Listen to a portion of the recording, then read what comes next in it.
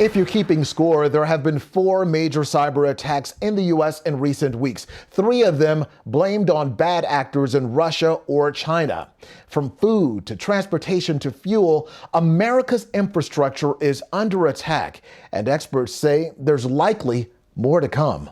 The most recent attack happened Wednesday near Cape Cod, criminals hacking the ferry to Nantucket and Martha's Vineyard and demanding ransom just as the summer season picks up.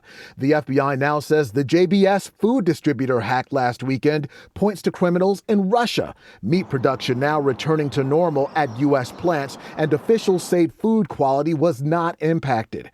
May's Colonial Pipeline hack impacted the entire East Coast, sending fuel prices soaring and prompting long lines at gas stations. Authorities say Russian hackers were also behind this one. And the nation's largest transit system in New York City now revealing an attack in April, when officials say Chinese actors penetrated their system with minimal effects. This memo from the White House Thursday with a clear warning saying, in part, all organizations must recognize that no company is safe from being targeted by ransomware, regardless of size or location. Business leaders have a responsibility to strengthen their cyber defenses to protect the American public and our economy.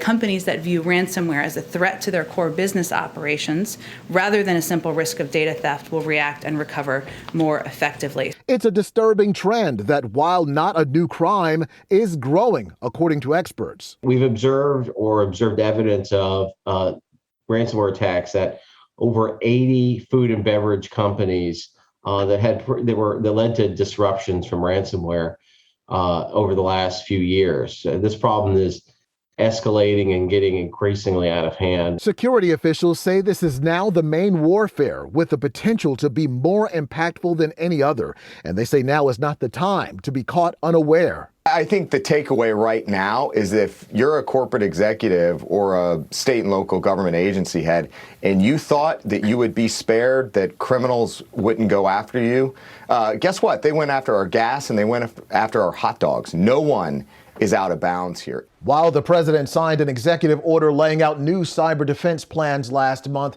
the White House is quick to say that they can't do it on their own. They need businesses to take steps of their own. And as the president heads into a meeting with Russian President Vladimir Putin later on this month, you can be sure that the actions of criminals in Russia that have negatively impacted the U.S. will surely come up. Eric Phillips, CBN News.